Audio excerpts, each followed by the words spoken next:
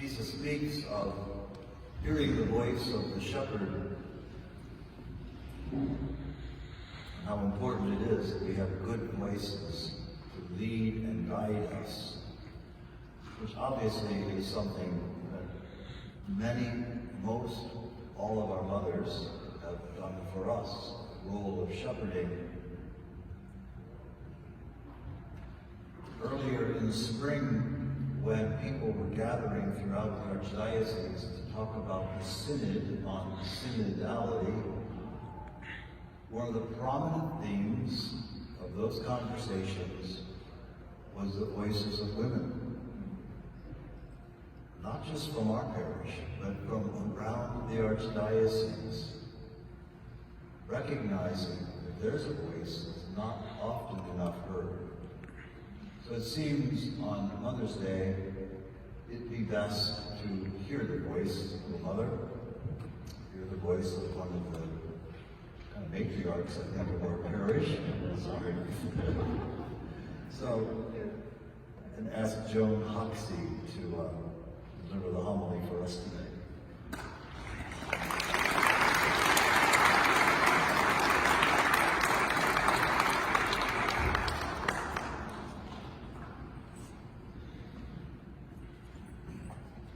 I've been called many things, not the matriarch very often.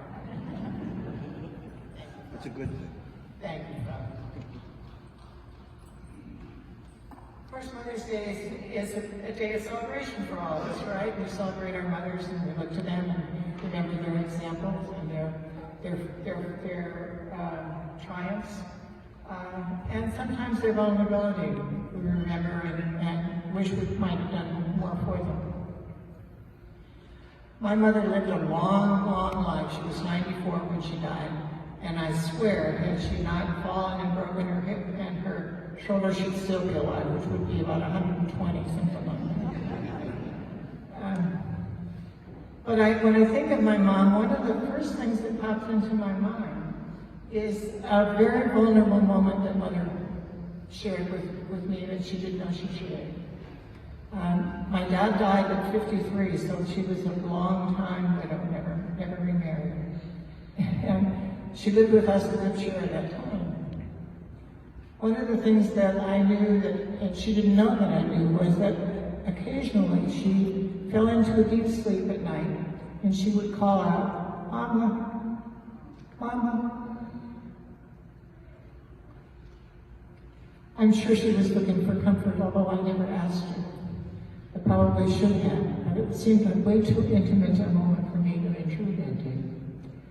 So Mama, Mama became a kind of thing for me to call out and think about. I hope that I would fall asleep someday and have that same desire, that same look for comfort. I think today's gospel in some ways gives us that, right? Jesus says that we will hear his voice, and we will hear from the Good Shepherd. I like to think of Father Al as a Good Shepherd, but everybody in this building right now is a Good Shepherd, right? You're part of the call that Jesus says ask of. So I thought, well, what should I do in this homily? How should I talk to you? Not just as a woman and a mother of 6. That's kind of a fact that everybody knows. But I didn't know that you would know much about sheep. I didn't know a whole lot about sheep until a friend of mine who has deep Irish roots. She's my friend from the 4th grade. She lives in Salem, Oregon. And she's taken up photography as her sort of retirement job. So she takes pictures of flowers to begin with, but now she takes pictures of sheep when she gets the chance. So the pictures that you'll see up here in the altar are all from my friend Pat, who's known me for 75 years. Pretty important thing for me. So what do we know about sheep? You know, usually when we're called a sheep or sheepish or that's used in our language, what do we think about? You know, it's not exactly as a compliment, I think, in our language to be called a sheep. But sheep are in disguise. Those fluffy bodies and those big ears or horns are disguised for very intelligent creatures, and I think that applies to all of us, right? We're very intelligent, as the sheep are. The sheep are also, did you know that they can identify with 50 different faces? They know 50 different faces from their own families and from those who take care of them. They identify and come to their call. Quite a thing, I think. Most of us would not be able to claim that we know 50, we can identify 50 people. I can't anymore. My children say that's because I'm old. But I think I probably never could identify exactly 50 people. When the shepherds get together, which I hadn't really thought about because shepherding seems like such a lonely job, but oftentimes as the shepherd looks for grazing land for the sheep, they don't come very conveniently close to home, so they can't go home at night. So the shepherds get together. Did you know that? I didn't. Shepherds get together and they share, and they talk, and they have food together, and they warm themselves over a fire. Well, what do they do with the sheep? It's called a sheep flock, or sheepfold. And the sheep are all put into, many of you are much more acquainted with this than I am, but the sheep are put into a large area, and they mix with the flocks. So maybe they're looking for one of those 50 faces, I don't know. But they all mix together, and there could be as many as 5 or 6 shepherds who brought their flocks to this night meeting, if you will. What's important about that is that the next morning, you got 5, 6, 2, 3, doesn't matter how many, but they're milled around in this sheep flock, right?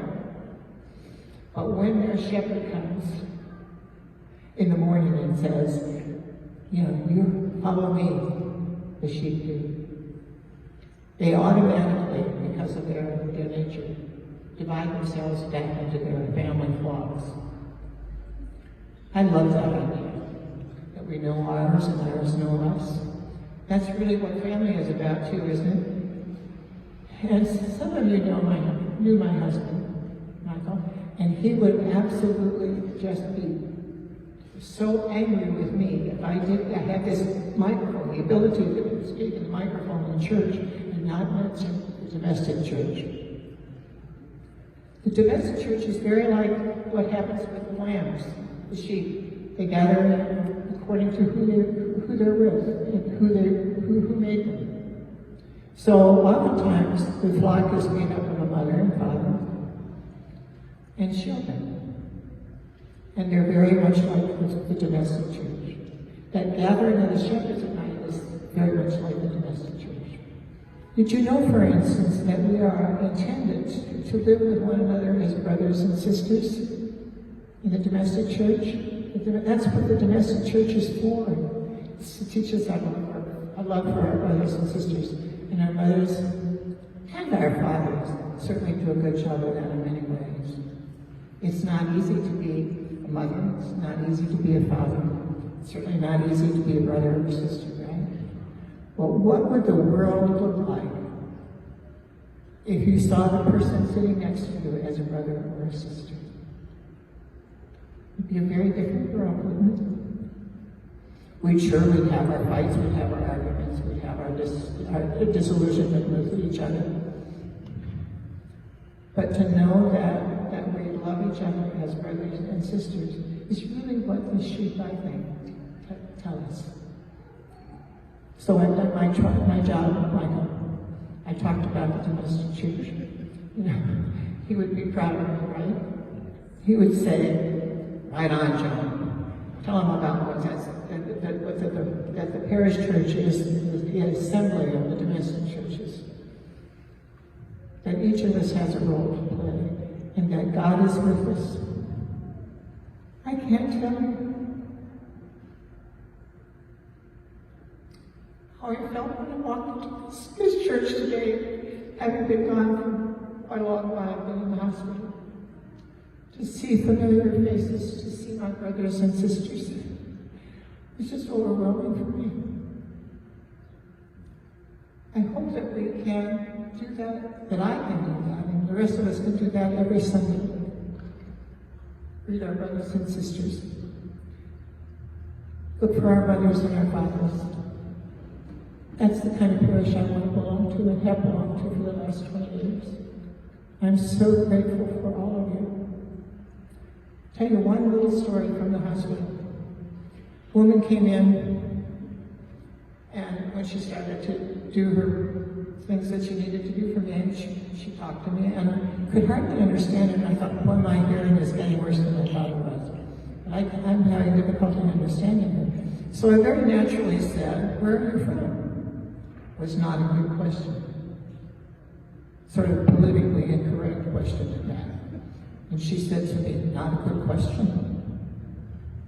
And I had said to her when she came in and told me that her name was Rose, I said, oh, I'm from the city of Roses, Portland, Oregon. And she sort of nodded. Anyway, when I said where you're from, she said, not a good question. It was kind of a lull in the conversation because I didn't realize right away. I said, that's not a good question. And she said, no. And then she said, I'm from West Virginia. With a very African accent. So she finally must have felt bad about it because I know I did, and I didn't know what to say. And she said, I'm from Kenya. And I swear to God, in this holy place, that I had the television on, and as she said, I'm from Kenya, Kenya ran across the screen, the television screen. They were talking about Kenya on the television. So she became my if you follow me, I'll be all right person. She checked on me every day. Made me think of roses. Called me my friend from West Virginia. She said, here's your friend from West Virginia. I felt like I had been given a gift, and I was given a gift in that. I just want to say, before I release the microphone, which I really do, I'm hogging it, Father, that I love each one of you. My friend Greta back and all the ladies that I sit with normally, you're my church. I would follow you anywhere. I love each person here. Tom and Pete, Gerald, Suzanne, and Tom, my children. All of you.